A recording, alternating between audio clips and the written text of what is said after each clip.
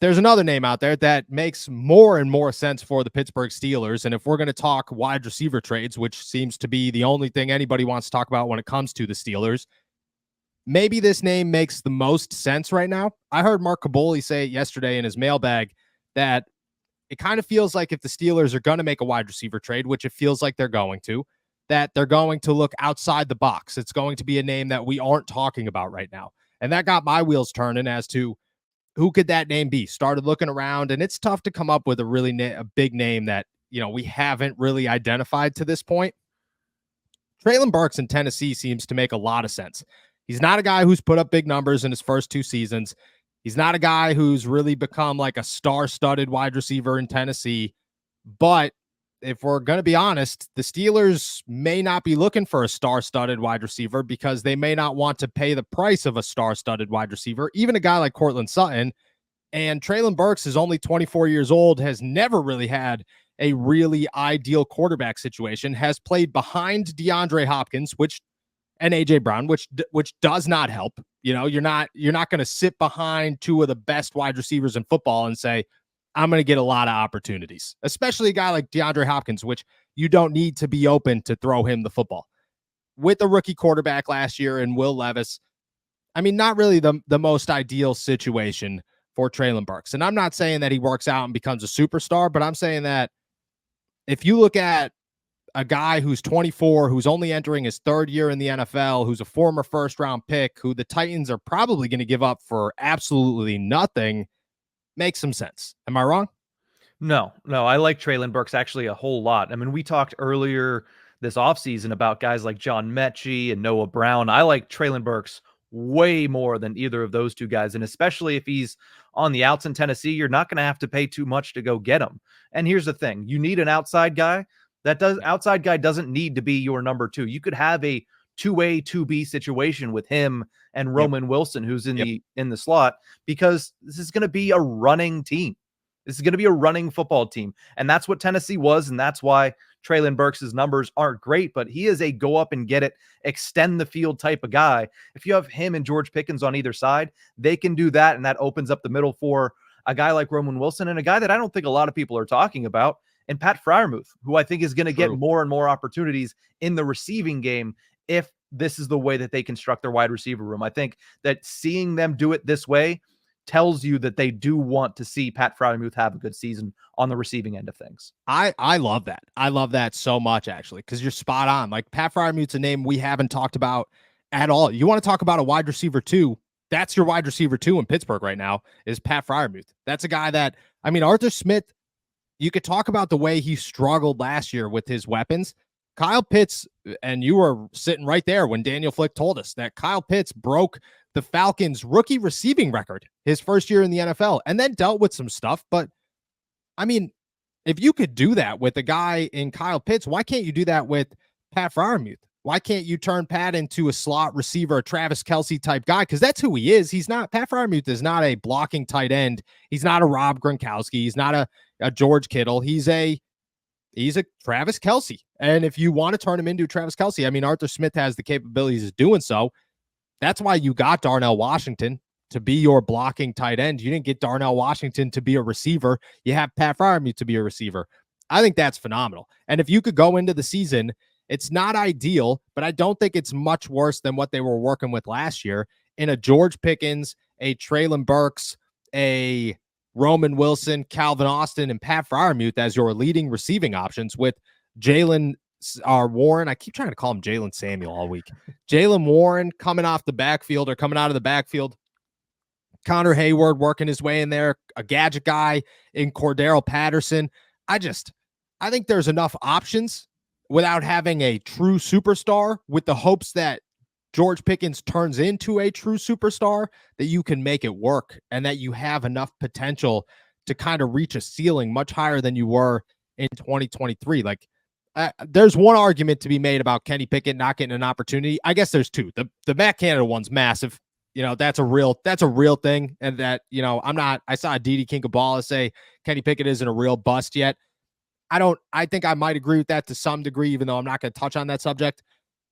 I do think that the Matt Canada effect is real, but I think that having very limited options is also real. And they completely removed Pat Freiermuth from that offense. So you lost an option there. If you could get him back, that's a massive option. You had almost zero slot wide receiver help, which is, I mean, a quarterback's best friend a lot of the time is their slot. That's why guys like Jamar Chase and Stephon Diggs move almost exclusively into the slot these days, because you could do so much more with your slot guy in these offenses. That's why Tyreek Hill is a guy that plays across the field. That's why Jalen Waddle is a guy that plays across the field. That's why Tyler Boyd was such a hot name. That's why the Steelers are linked to every single slot wide receiver that there possibly is, because you could do so much with your slot guys. I think to have a real slot option in Roman Wilson is massive. Like you've given yourself enough options. The Steelers could give themselves enough options that, you know, you just kind of, you make it work without a star and then hope that you have that star in George Pickens. And I think that there's like anybody who's sitting around going, George isn't going to be a superstar. I mean, you haven't really watched George Pickens, because he's got the potential to be a superstar. Even if he's not one yet, he's got the potential to be a wide receiver one. And I don't think the Steelers are crazy to think that George Pickens is their wide receiver one and they could start looking for a wide receiver two, maybe a wide receiver three. And I think Treylon Burks comes in here as like a 2B behind Roman Wilson, but he's still on the outside starting.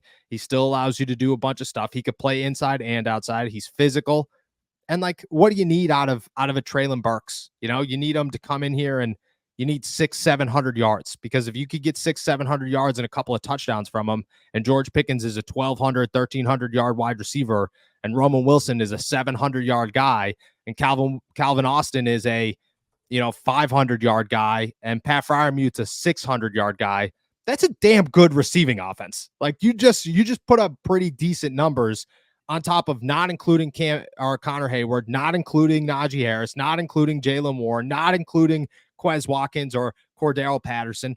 Like, it's crazy to think, but like that's 4,000 yards by Russell Wilson. And that's not a bad move at all. Do you think it's better to aim high in a guy like Brandon Ayuk, a guy like Deebo Samuel, a guy like Cortland Sutton, a guy like DK Metcalf, or kind of settle for a Treylon Burks that isn't going to cost you almost anything, and on top of that, really doesn't really have like a solidified, this is a superstar, you got to make room for him?